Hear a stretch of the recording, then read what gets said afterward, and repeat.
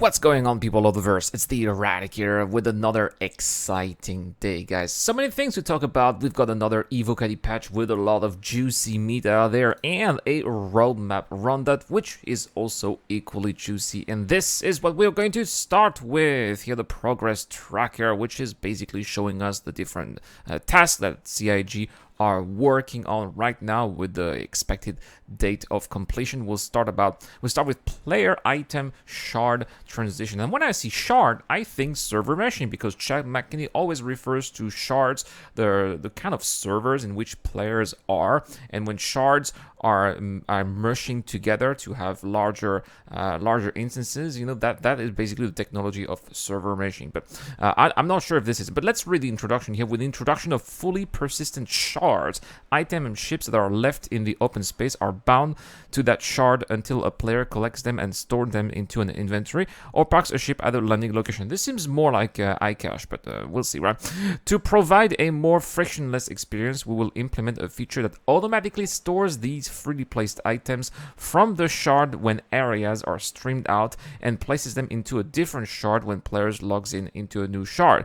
This allows players to find their freely placed ships and items left in the open space regardless of the shard instance they are assigned during login. Very interesting here, but again, another item that is going to get us one step towards full persistence.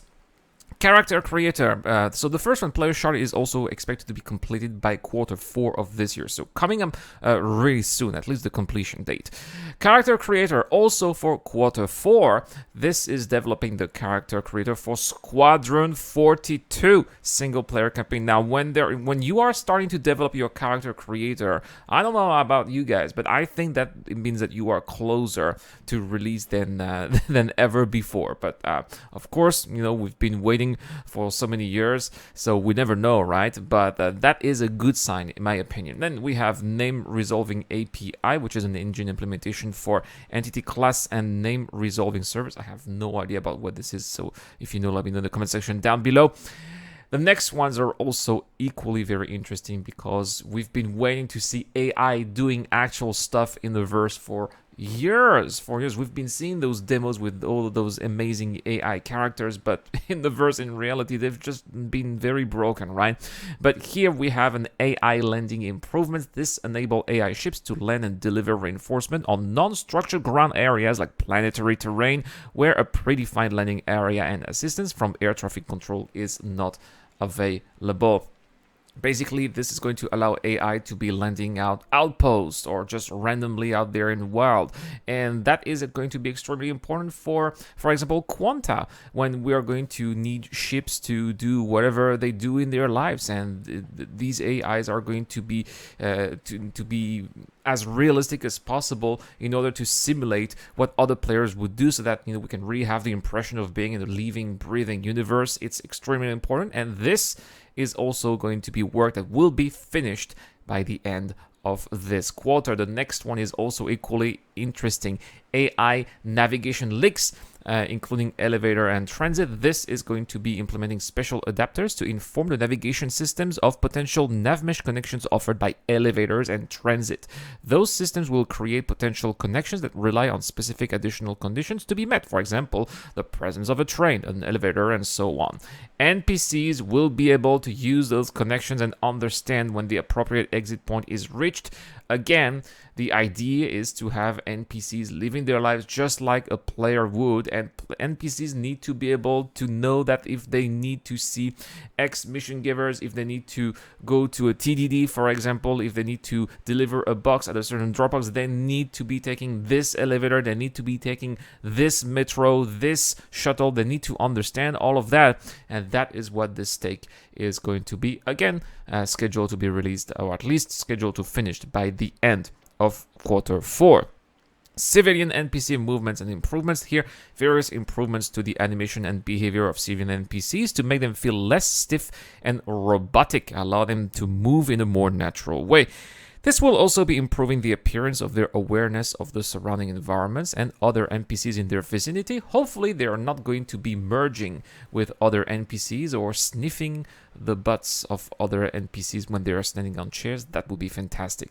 The Greycat Industrial Salvage Backpack is also there, as well as some of the outfits for the various hospitals, including Lorville, Levski, Area 18, and the Outlaw Medical outfits, probably for Grimex, but maybe for Ruin Station as well.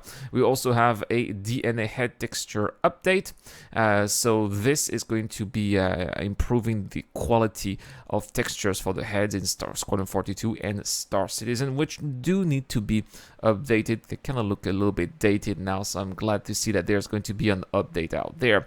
The Xenothreat armor is also going to be done here, which is going to develop multiple armor variants for the Pyro gang. Maybe an indication that Pyro is coming sooner than later. I don't know. This is wishful thinking, obviously. I suppose that we are going to know a little bit more about their plans during CitizenCon. And last but not least, Jared's favorite, the fire extinguisher, is also back, just in case you care, right?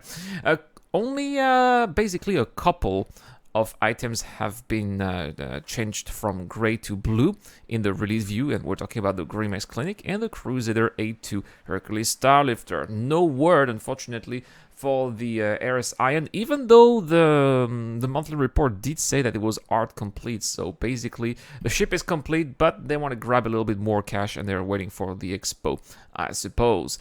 Anyway, guys, let's move on now to the latest evocati patch, Star Citizen of 3.15.0 the eye patch. It is back, right? You guys got it right. So, new feature, and this is really exciting. Again, something that I will definitely be trying with the Irad Club quite a few times here. Gameplay, infiltrate, and defend missions that are going to implement a series of new missions at underground facilities to replace the old ones, along with the addition of new UGF locations. These new missions come in 5 types, along with lawful and unlawful variants. The first one is eliminate a specific player here, or eliminate a specific target. So this mission is the most simple that players need to are going to be given. They need to go to an underground facility and kill a specific target inside. Other enemy AI will spawn, but they do not need to be dealt with. Next, eliminate all. This is basically the same that we have already. Right here, the player must go to an underground facility, kill all the targets at the spawn, and a counter should also display at the top center how many targets are left. It's basically what we have. Next, eliminate the boss. This mission begins with an eliminate all mission that the players must clear at the beginning, but then after they have done that, once all the enemy NPCs have been killed, a boss with increased health will spawn with some guards which players must kill to complete the mission. This is going to be very challenging and exciting, and I cannot wait for this one. Next, defense. Now this is going to be very interesting, because the next one I think is really going to be needing medics. I think that for the next one you are going to need a group or at least some medical skills, because listen to that, guys, this mission begins with a 1-minute timer when the player goes down the elevator of the UGF, where they should observe friendly AI waiting around. Once the timer finishes, wave 1 out of 3 begins with a series of enemy AI spawn. The player should work together with friendly AI to take out all of the hostile wave. Once this is done, another minute timer will begin to prepare for wave 2, and this process repeats once for wave 3 is wiped out. The mission is complete. The player should receive bonuses based on the amount of friendly AI that are alive by the end of wave 2. Again, encouraging you to save the friendly AI, to heal the friendly AI. Plus, you know, it's in your event. It's basically going to be in your interest, because the friendly AI are going to be helping you. So the more are alive, the more chances you're going to have to complete the mission. And I cannot wait to be trying this with the Irad Club, especially when I know that a lot of people at the Irad Club are interested in medical gameplay. Thinking of Dr. Forbin, for example, right? So I'll really want to be trying this one with him. Next, collect. This mission requires the player to enter an underground facility with the instruction of locating, extracting 3 boxes based on reference numbers provided via the contract manager. And here there are lots of boxes with random numbers within the UGF, which the player must sift through until they find the correct boxes. During this process, enemy AI will spawn, which the player will need to deal with in order to be able to extract the boxes safely. The boxes should be taken back onto the planet's surface, loaded onto the player ship, and delivered back to the drop point. I have no idea. Since NPCs are going to be spawning, I have no idea how you are going to be able to finish this mission solo. It's going to be, I wouldn't say impossible, because players always find ways to do things that are deemed impossible by solo players, but it's going to be extremely difficult. And again, this is going to be encouraging some epic team play, you know, playing with an actual crew and with other players, and I think that this is really going towards the right direction. Anyway, guys, that's pretty much it for this patch. Thank you so much for watching. Big shout out to Dr. Forbin and Eric Olm. By the way, Dr. Forbin giving away again another cutlass. This time it's a cutlass black, right? For the people on my Discord channel. If you're a Patreon or a John Button member, you should have access to it. Also, if you subscribe to this channel, well, let me know in the comment section down below. That's the giveaway question for a cutlass red. What do you think is going to be your favorite new FPS mission in Star Citizen of the Reform 15? I think that the mission that is going to be involving several waves and saving friendly NPCs is going to be very good, but I'm always afraid of hitting and killing friendly NPCs by accident, so I hope that it's not going to be sending us to prison too often, guys. Anyway, that's all for this video. Don't forget that we will have our CitizenCon watch party, not on Saturday, but actually on Monday. I have some family business to do, but I'll be back on Monday after CitizenCon, and we'll have our watch party. We'll have another video tomorrow. There was also a monthly report that we are going to tackle in tomorrow's video, so make sure to check this one as well. I'll see you guys then tomorrow for more content on the channel. This is the Eradicator. I'll see you guys later.